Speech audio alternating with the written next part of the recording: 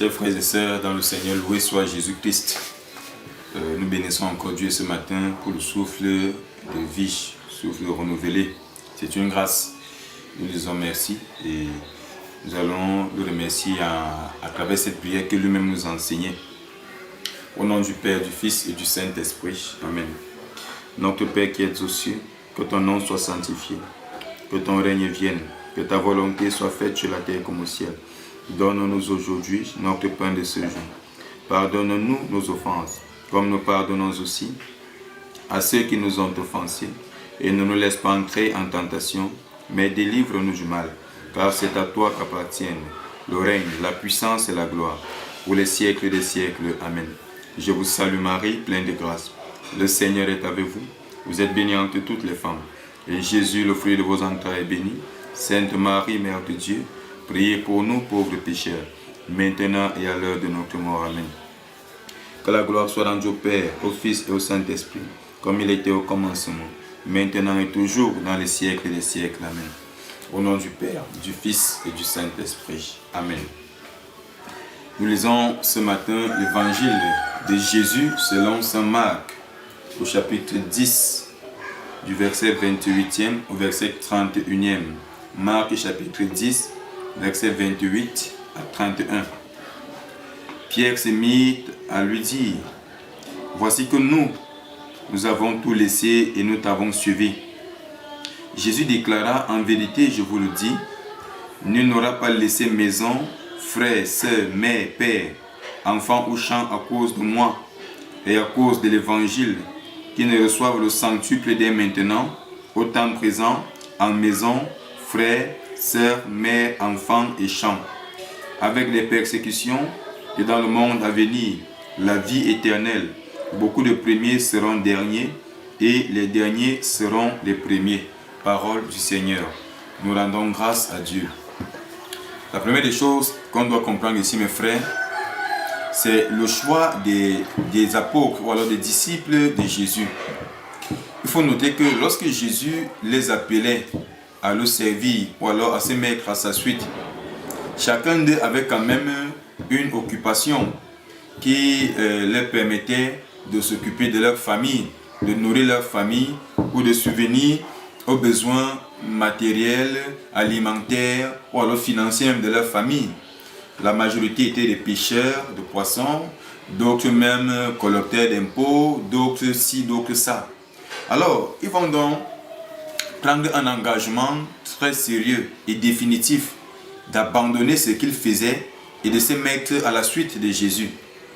Alors, c'est souvent un peu compliqué, mes frères, lorsque on abandonne ce qui nous était parfois important pour prendre un autre chemin, pour prendre un autre engagement. Surtout qu'en prenant ce chemin, cet engagement-là, il nous arrive parfois de vouloir regretter que ouais, si par exemple moi qui étais pêcheur de poissons, j'avais continué à pêcher mes poissons, je serais devenu plus riche aujourd'hui, je serais devenu plus ça aujourd'hui, je ne serais pas dans la faim. Mais l'inquiétude des apôtres ici là va permettre à Jésus de leur faire cette promesse-là. Alors Pierre et d'autres qui vont se plaindre: oui, nous avons tout abandonné, nous avons laissé pour te suivre. Mais quelle sera donc notre récompense? Ça veut dire que tout travail ici que nous pouvons faire dans ce monde, mes frères, porte une récompense. Tout travail que nous pouvons faire, attendons-nous à ce qu'il y ait une récompense. Et ça dépend du travail que nous faisons. Si nous faisons un bon travail, la récompense sera bonne, mes frères. Si nous faisons aussi un mauvais travail, il y aura aussi pour récompense ce qui est mauvais. Mais les apôtres ici là vont choisir de faire un bon travail. Premièrement, de se mettre à la suite de Jésus. Et quand on se met à la suite de Jésus, ils vont se débarrasser de ce qu'ils avaient, de ce qu'ils possédaient. Par exemple, leur famille. Ils vont abandonner leurs champs. Ils vont abandonner leur pêche. Ils vont abandonner leurs frères, leurs sœurs, leur mère, leur père. Ils vont abandonner même beaucoup d'autres choses. Parce que quoi? Il faut se concentrer sur l'évangélisation, sur la mission que le Seigneur leur a confiée. Mais qu'est-ce que Jésus va leur dire? En vérité, je vous le dis, nul n'aura laissé maison, frères, sœurs, mères, pères, enfants ou champs à cause de moi et à cause de l'évangile, qui ne reçoivent le centuple dès maintenant. Ça veut dire que tout ce que les apôtres avaient abandonné pour la gloire de Dieu, Jésus leur promet d'abord de recevoir le centuple dès l'instant là. Ça veut dire que, comment on va poser la question, comment est-ce qu'on peut dire recevoir 100 frères, étant donné qu'on a peut-être 1 ou 2 frères. Effectivement, dans l'évangélisation, Jésus va nous amener à rencontrer d'autres frères qui pourront même dépasser peut-être les frères de sang. On a les gens comme ça qui par exemple nous aident, les gens qui viennent même de dehors, de l'extérieur, qui nous aident par rapport même à nos propres frères, à nos propres sœurs ou par rapport à nos propres parents. Or, ils ne nous aident pas parce que nous avons été distingués par un geste ou bien par ci. Mais c'est parce qu'à cause de l'amour que nous portons pour Dieu, à cause du temps que nous avons donné à Dieu, Dieu lui-même suscite alors ces frères-là, il suscite ses sœurs et il suscite tous ses biens dans notre vie. Et il continue par la suite en disant, avec les persécutions et dans le monde à venir, la vie éternelle. Dans le monde à venir, la vie éternelle. Donc si par exemple Jésus ici là nous promet ces choses-là par 100 ou alors 100 fois. Mais sauf que dans l'autre monde à venir, dans le paradis qu'il nous a promis, il nous promet cela éternellement. Donc là-bas, il n'y aura plus de souffrance, il n'y aura plus de maladie, il n'y aura plus de disputes, il n'y aura plus que c'est mon terrain, oh, il n'y aura plus que ceci, c'est ça. Non, il n'y aura plus ça, parce qu'on sera comme des anges. Il n'y aura même plus de mariage au paradis. Alors il faut qu'on comprenne que mes frères, lorsqu'on décide de s'attacher à Dieu, de suivre Jésus là, il y aura le moment où on aura les persécutions. Mais les persécutions ne vont pas aussi durer. Et il y aura le moment aussi où on aura les récompenses de la souffrance que nous avons endurée pour la gloire de Dieu.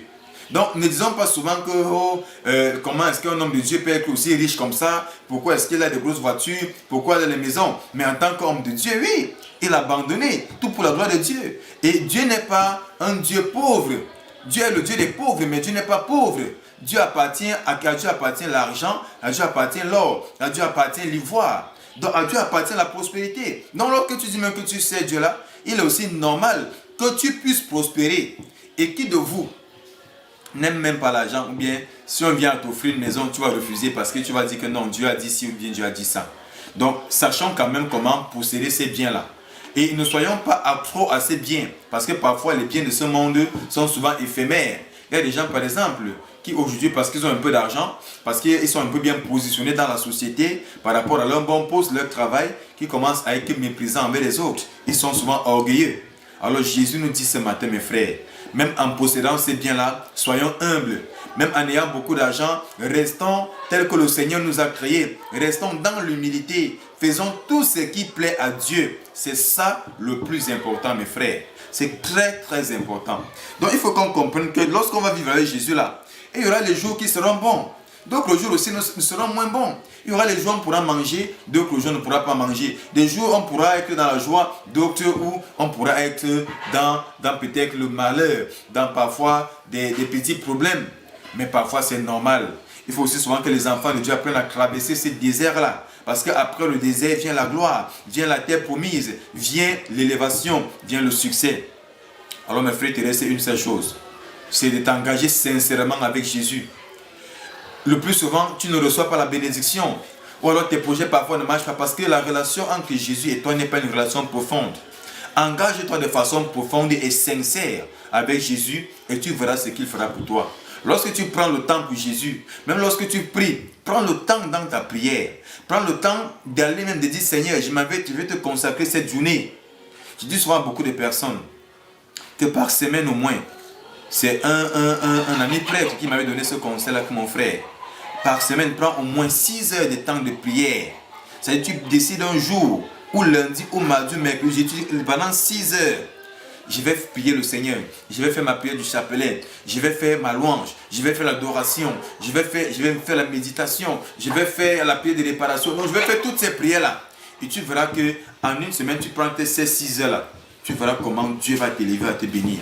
Alors mes frères, sur ce, je prie que le Seigneur touche ton cœur par ces messages et qu'il t'aide à revenir à lui, qu'il t'aide à accomplir sa mission et tu ne regretteras pas. Souviens-toi, il t'a promis tout ce que tu as abandonné fois 100, mes frères. Donc il t'a promis les frais par 100. Il a promis même ton travail multiplié par 100, tes soeurs par 100, tes parents par 100. Et oui, et ces événements-là ont lieu. Alors mes frères, il ne se fait pas tard. Reviens à Jésus, il reviendra à toi. Loué soit Jésus-Christ.